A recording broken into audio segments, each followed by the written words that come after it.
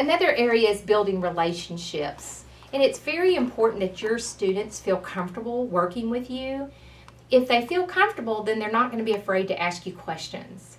And it's very important that our students ask us questions, because if they don't ask questions, they'll make assumptions. And sometimes the assumptions are right, sometimes the assumptions are wrong. And that means that there's mistakes made and things aren't done correctly. So we want to create an environment where our students ask questions. And so building relationships, spending some time doing a couple of icebreakers with all of our new employees at the beginning of the academic year is wonderful.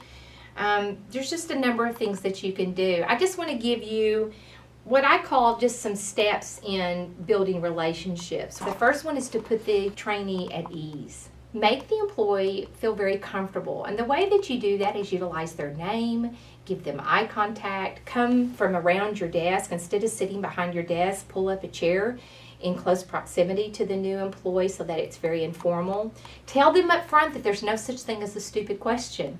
Let them know that questions are welcome. And then make sure that if they ask a question, you don't scowl, you don't roll your eyes, you don't make some sound, but that you acknowledge, thank you for asking that question, and here's the answer to that question. Secondly, provide an overview of the training that you're going to have that day. Let them know what to expect when they show up that first day, and especially when they show up for a training. Let them know we're going to do about 45 minutes of paperwork and policies and going over things.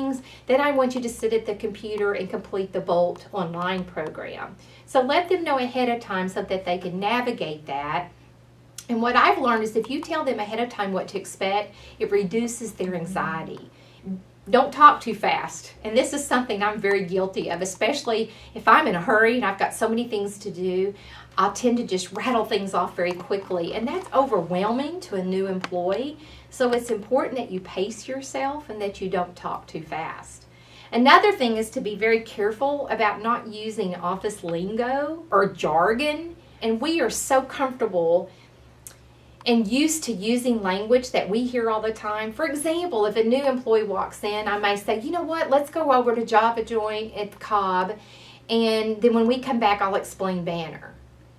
Well, they may not know that Java Joint is a business. They may not know that Cobb stands for the College of Business, so that we're going over to get coffee in the College of Business.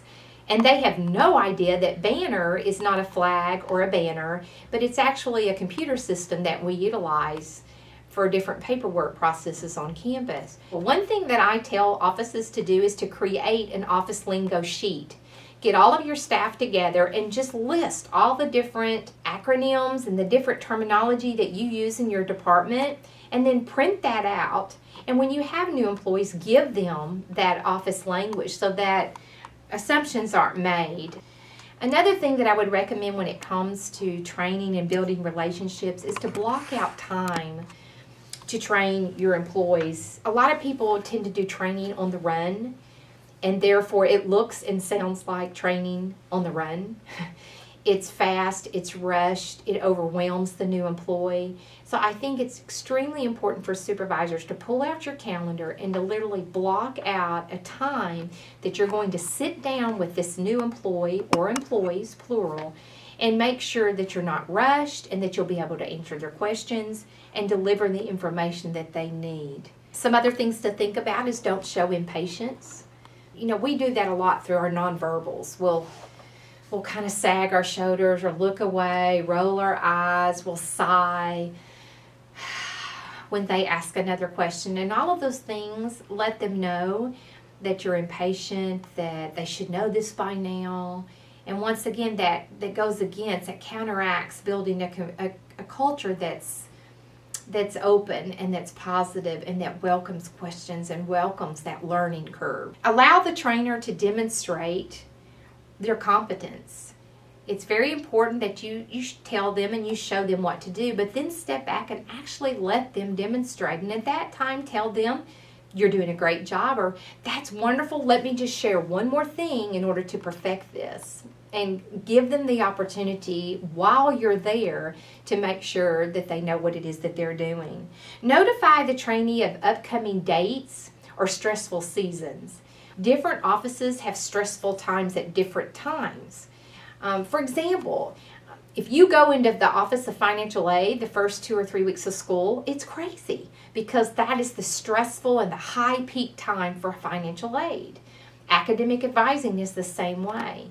So it's very important that when you have new employees, you tell them up front, January is our crazy time, or April is when it is crazy around here, and help prepare. It's like you're preparing them for a roadblock or barrier that they're going to come across as they drive down a particular road. So give them a heads up of what's stressful as far as seasons, as far as different student populations, and give them a heads up of other roadblocks or barriers that you can think of that will help them be prepared before that actually happens.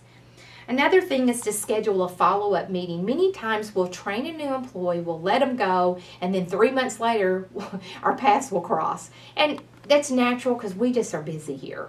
But it's important. One thing that I do is after I've trained someone, I will write on my calendar. I'll be very intentional about it. 2 weeks later, I'll put that new employee's name. And 2 weeks later, I'll go back to that employee and say, how you doing? What's going well? What's not going well? What do you need information on that I didn't give you enough information on? They may say, Ms. Shar, everything's great. But if not, that's an opportune time for them to say, you know what, I've had many questions about this and I have more questions. And then lastly, I would encourage you to register them for other trainings. Whether you're full-time or part-time, faculty, staff, student worker, or graduate assistant, all employees are required to attend 4 trainings. Diversity, every year. Workplace harassment, every year.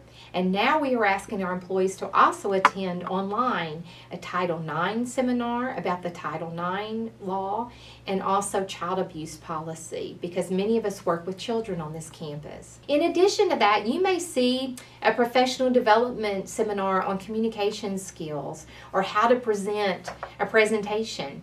And what I would suggest is that you suggest your student employees to attend these professional development seminars because once again, you're growing them as young professionals. Now, part of being a good supervisor and building a relationship with your employees is to be a good communicator. And I mentioned this earlier as one of the 3 things that a supervisor should work on, and that is communication skills. So therefore, I think it's very, very important just to mention 3 important areas of being a good communicator. L is to be a good listener. And you know, what's fascinating is that on any given day, we spend 70% of our days communicating with other people. 70% of our day. 40% of that is listening. Now, different jobs on campus provide different opportunities for that. But we all have opportunities to be good listeners. And a good supervisor not only disseminates information to their new employees, but they also sit back and listen to their new employees. Maybe it's on a different way to do something. Maybe it's on that they need further instruction in a particular area. So it's very important that not only do you share information, but you listen to your employees. The next area of being a good communicator is verbal.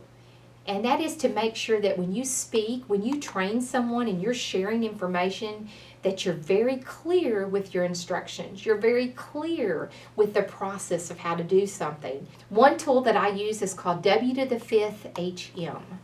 And W to the 5th HM stands for who, what, where, when, why, and how much. So that anytime I disseminate information, I make sure who is ultimately responsible for this task. What is the task? When does it have to be completed? Why is this important to this particular office? Where does this task have to be done? In the office? Outside of the office? How much time is needed for this task? How much as far as resources is needed for this task? So whenever you're about to explain something, simply think of W to the 5th HM, who, what, where, when, why, how much, and make sure that you answer all of those questions when you deliver the information to the student worker or the graduate assistant. So speaking is very, very important, that you disseminate information very clearly and always clarify. And what I mean by that is at the end, when you've given all the information, always give them time to ask questions. Okay, I've just explained this process, or I've just explained why our office does it this way. Do you have any questions? And the last one's nonverbal. You know, I could be organized, have my checklist, And I could go through and say everything. But what I communicate a lot of times non-verbally lets people know whether I'm pleased with them or not pleased with them. One thing that I've learned over the years with nonverbals is called soften. And you're going to see a slide about soften. And just think about these things and how important they are when it comes to communicating non-verbally. The S means smile. As I sit there and educate an employee, I'm going to have a positive demeanor, so it's important that I smile. The second is open posture. Once again, feet apart, sitting across from a student or standing with the arm's length policy, my arms to the side or my hands in my lap. Open posture is very important. A forward lean. What that means is that as I communicate, I'm going to lean in toward the student. And once again, at a respectful distance. But by leaning in, I'm letting them know that I'm engaged in the conversation, that I'm talking as well as listening to them. The T is for touch. A touch may be, I'm just going to pat you on the shoulder. Thank you for listening. Thank you for coming to training today. And it's an affirmation. Now, with touch, you have to be very careful because not everybody likes to be touched. And if somebody's brand new and you don't know this person at all, I would refrain from touching that person. So you need to be careful with that. If you know the student and feel comfortable with the student and know that it would be welcome and wanted, you certainly can touch. But once again, be careful when it comes to that as far as where you touch, the repetition of how many times you're touching a person. It can be used in a positive way, but you need to be careful. The E is for eye contact, and I've talked about the importance of giving eye contact to the person you're speaking with. And the N is for nod, that occasionally you'll nod as you disseminate information, but also as you receive information, so that, once again, you're affirming to them that you're listening to them. So a good communicator listens, is well aware of what they speak, their verbals, but is also well aware of their nonverbals and what they're communicating without even saying a word. So communication is very, very important, especially in building a relationship with these new employees.